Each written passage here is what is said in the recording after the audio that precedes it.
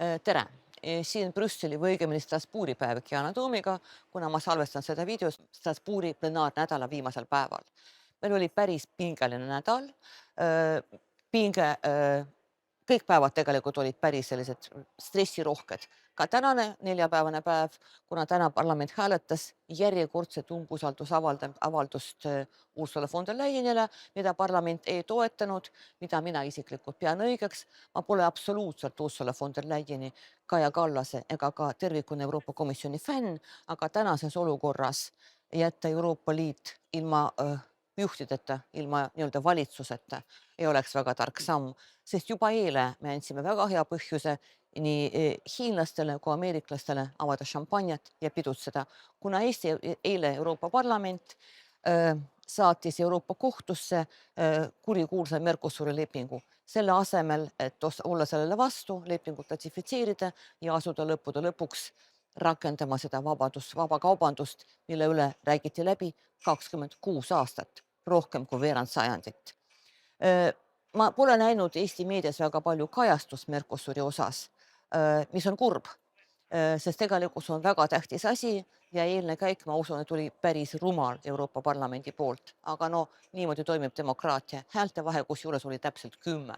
Nii et 10 häälega me siis saatsime selle nii-öelda kalevi alla, sest see, mida teeb Euroopa Kohus, võtab vähemalt 2 aastat. Kas nüüd Lõuna-Ameerika riigid kannatlikult ootavad need 2 aastat ära? No elu näitab. Ma tean, et juba praegu, mis mina tean, kõik teavad, juba praegu nende ukse taga seisavad hiinlased ja ameeriklased, kes tahaksid endale seda vabakaubandust, mille üle me siin rääkisime läbi. Mida see täpsemini tähendab? Me kõik nägime neid põllumeeste proteste, ka siin Strasbourgis selle nädala, nad olid siin Euroopa Parlamendi ees ja nad suutsid jätta mulje, et Mercosuri leping on põllumajandusest. Tegelikult ei ole. 90% sellest leppest on hoopis millestki muust. Meil on tegelikult väga suur kaubandus juba praegu, aga ka väga kõrged tollitariifid. Need tariifid peaksid kaduma 10 aasta jooksul. Me saaksime ligipääsu riigihangetele Lõuna-Ameerikas. Mercosur, ma tuletan meelde, see on peaaegu terve Lõuna-Ameerika, terve punt riike, kes oleksid nõus ja kes tahaksid meiega kaubelda. See on 300 miljonit inimest. Ka meie põllumehed, meie tootjad saaksid ligipääsu sellele turule, mis oleks tariifivaba. On ju tegelikult hea asi. Aga nüüd seda ei juhtu. Vaatame, kuidas läheb elu edasi. Aga hetkel, inimesed, kes seda lepingut toetusid, mina kaasa arvatud, me oleme suht masenduses. Vaatame, mis saab edasi. Aga kõik pole nii halvasti, sest teisipäeval Euroopa Parlament päris suure häälte enamusega, 420 poolt, 200 millegagi vastu, toetasid minu raportit, mille nimi on õiglase ülemineku direktiiv.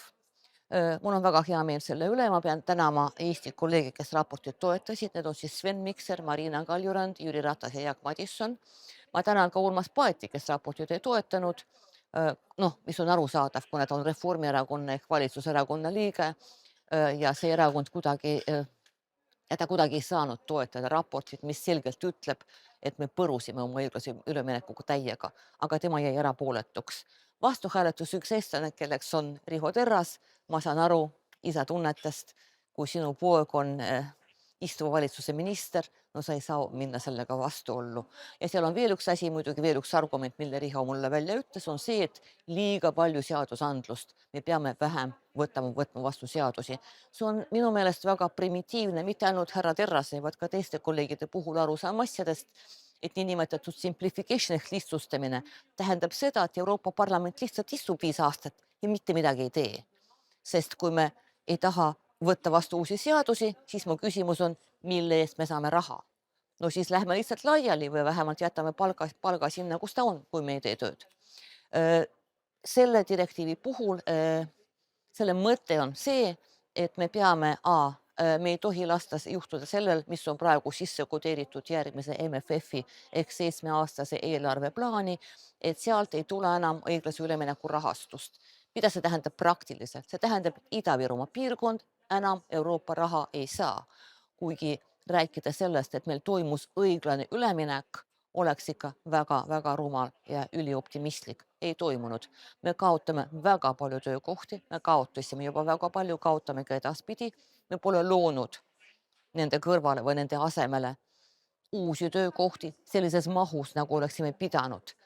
ja me ei saa enam toetust. Me teeme seda, mida Euroopa Liit otsustas, me võtsime endale kohustused, me alustasime rohepöördega, me kaotasime töökohad, meil on selles piirkonnas Eesti kõrgeim tööpuudus ja me ei saa enam raha selle eest, mida me siin kokku keerasime. See ei pea niimoodi olema. Nii et esimene asi, mis selles raportis on see, et õiglase ülemineku rahastus peab jätkuma. Teine asi on see, et inimesed, kellel tehakse ümberõpet, peavad saama seda ümberõpet töö ajal ja nad peavad selle eest saama ka tasutud. Ehk siis sa oled nii-öelda tööl, sa töö ajal saad ümberõpet. Et kõik plaanid, kõik rekonstrueerimised, muud ümberkorraldamised peavad toimuma töötajate esindajate nõusolekul ja kaasosalemisel ja nii edasi ja nii edasi. EPP ehk Rahvapartei üritas ära tappa, kui ma ütlen nagu selgesõnaliselt, kõik seadusandlikud osad selles raportis, aga see neil päris hästi ei õnnestunud. Nii et mingid asjad ikka jäid sisse, mis hakkab juhtuma nüüd. Euroopa Komisjon töötab, peaksid selle aasta teisel kvartal juba tulema välja dokumendiga, mille nimi on Quality Jobs Roadmap ehk siis kvaliteetsete töökohtade kaart, ütleme niimoodi, terve kogum igasuguseid direktiive, nii et nad peavad praegu võtma arvesse selle minu raporti ja sellest lähtuma, kuna see on see formaat, mis seda eeldab. Nii et ma väga loodan, et see töö kannab vilja ja kuskil aasta pärast, ma loodan optimistlikult kuskil aasta pärast, seda ka võetakse vastu. Nii et kõik pole nii halvasti, kuigi praegu me oleme väga turbulentses maailmas ja kuna iga päev toob uudiseid, reeglina halbu uudiseid, vaatame, millest me räägime juba järgmine nädal. Seniks aga püsige terved ja nägemist.